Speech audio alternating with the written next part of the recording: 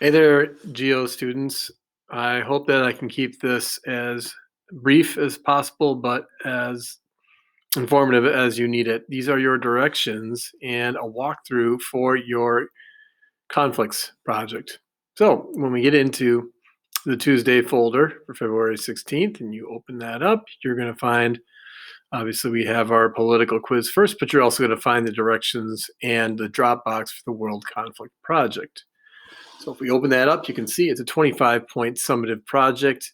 The rubric on how it will be graded is presented within the beginning of the assignment for you. Now there's 3 files that are contained within this assignment. The first is a sheet of directions, so we'll look at that. The other is a sample project that was put together by some geography teachers, so we'll look at that last. And then you have a template that is provided for you to help give you the structure that you need to complete your project. Let's begin by looking at our direction sheet.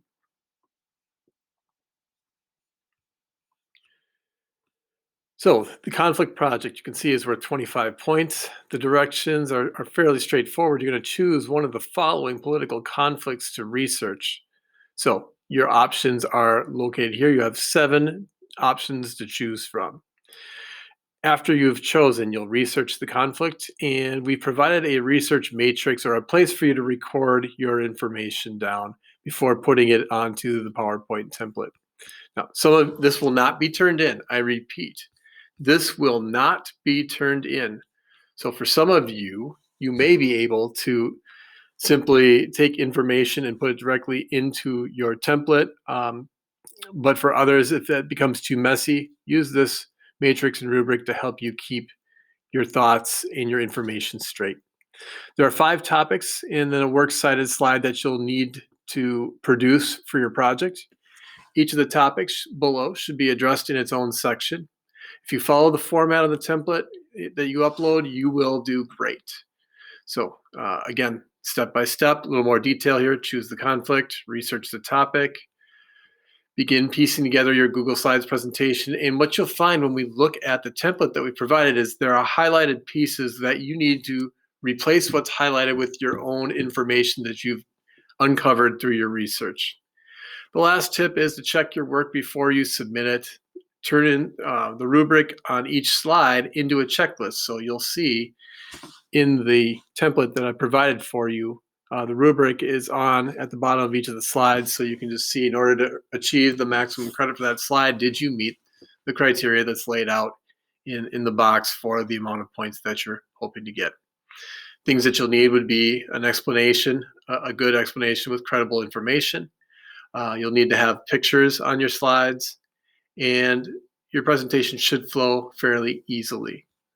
Okay, so that's your direction page. Next, what you'll want to do is get a template loaded up. So when you click on this, and I'm using my laptop instead of the iPad, but you should get this option to make a copy of a document. When you click make a copy, it will create your own copy of the Google slide presentation. And so you'll see up there, it should say copy of conflict project template student copy. You could go ahead and replace that copy of perhaps with your name or something that you'll remember. So when you search for that file in your Google Drive, you should be able to find it pretty easily. On the slides, what you'll end up doing is, you can see, first slide is just kind of a title slide where you can replace this with your name. And then you're also going to highlight the choice that you make for whichever of the conflicts is your topic. And then on the other 5 sections, you can see they're laid out like the intro, and then there's the specific questions that you want to answer. You can replace these highlighted pieces with your information. In fact, I don't need to see these questions anymore, so don't feel like you have to go in and answer, leave the questions and then provide your answer afterwards. I prefer you get rid of those. All right. And same goes for placing an image on this part of the slide, right? So you can delete that out and put your image there, and then have a caption or explain what's happening in your image. You can see at the bottom of the slide, there is the rubric that goes along with each piece as you go through your template. So we're on slide 4, slide 5. The last piece is for your sources of information. So you want to take the URL of the sources that you find. And for me, you can cut down the length of the URL. You can cut it off after .com or .org or .edu. You know, the end of the first part of that URL works for me. Note when you use Wikipedia, go to the little number by the information you're using, click on it, and cite that as your source, because citing Wikipedia and Google as your source isn't specific enough and will not earn you credit as a source of information. So what I mean by that is you'll see the student example that I created for you to look at is Taiwan, and it's not one of the options that you have, so I did that intentionally. But say I found some information on Wikipedia for Taiwan, right? This is a political project, and so perhaps I looked at something like the legal status of Taiwan is contentious. The PRC claims that the Republic of China government is illegitimate, referring to it as the Taiwan Authority. And if I want to use that information, in Wikipedia, you typically have numbers, little numbers after chunks of information. And if you click on those numbers, what it will bring you to is the actual source, right? So then you can click on, the Taiwan flashpoint, and look, lo and behold, it actually comes from the BBC. So when you cite that, you would just highlight or choose news.bbc.co.uk. You don't have to put all of this extra stuff afterwards. That would be enough for me. But this is the source of the info. Wikipedia is not the source. Wikipedia is just the engine that you use to get you to the source. So Wikipedia is a great place, and Google is a great place to start. But you need to get to that original point where you get your information. Okay, so I hope that helps you out. And as you're using Wikipedia, what's kind of nice about it, let's see, we get back to that political part. And you're a long ways from the beginning where you were originally at, but if you click on the little caret, it'll take you right back to where you were in the text. See, I was at 131. So that's a tip, pro tip for you in terms of your sources. The last piece that I wanted to show you here with your project is just to give you a quick rundown of a sample. So we provided that for you in the form of a PDF. This is a quick project that I threw together. So using the template that you will be using, I created an off the option chart example for you, China and Taiwan.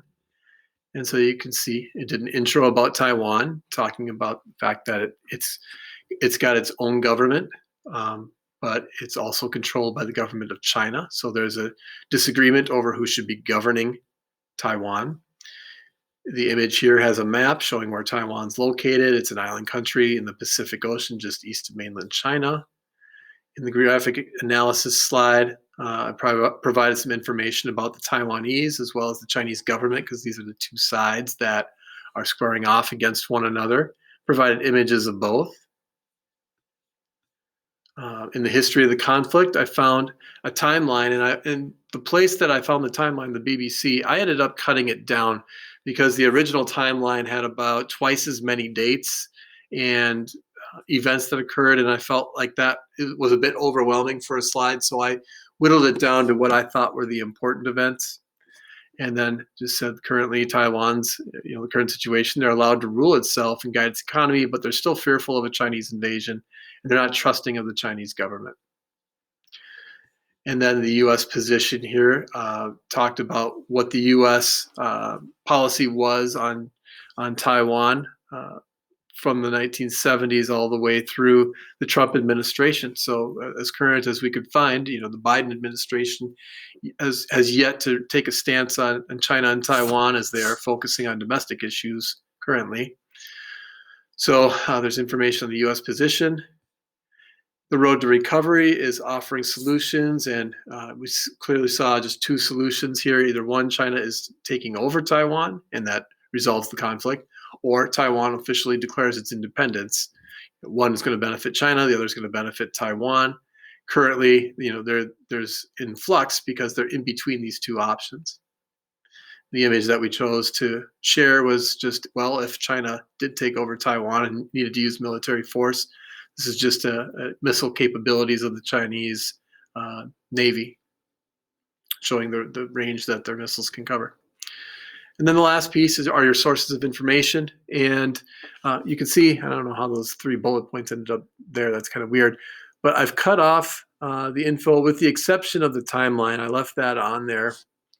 But the rest I cut off after the .com or the .org. It keeps the source page a little neater, cleaner, and I can always, if I know which page it came from, it's pretty easy for me to go find it because I can just use some of the terminology that came from your information in a previous slide and find it in that website. So that's not a big deal to me. I prefer this actually than having like a link that takes up 2 lines. And the feature that you'll see in your student template is that we've created appendices for you. Basically, we've given you your own miniature library that will help you get some resources to get you started. In fact, maybe these are all the resources that you'll need. But if you go through these and you find you didn't get all the information you need out of these, then you might need to do a web search or go to Wikipedia and then find a new source there. But if you use these, you still need to pull them off of these pages and include it in your sources of information. Now, the appendices, the resources, are linked to these choices. So the choice that you highlight, when you click on it, will also link you and take you directly to the page with your resources. So that gives you an overview of an example, and then you have that, of course, at your disposal. You can look at that anytime. So again, this is summative. Your project's worth 25 points. It will be due at the end of the week. So you'll have you'll have Wednesday, Thursday, Friday class time to work on it.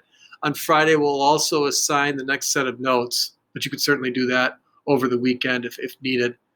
And if you have any other questions regarding your project, don't hesitate to message me in Schoology or email me or drop into one of my office hours.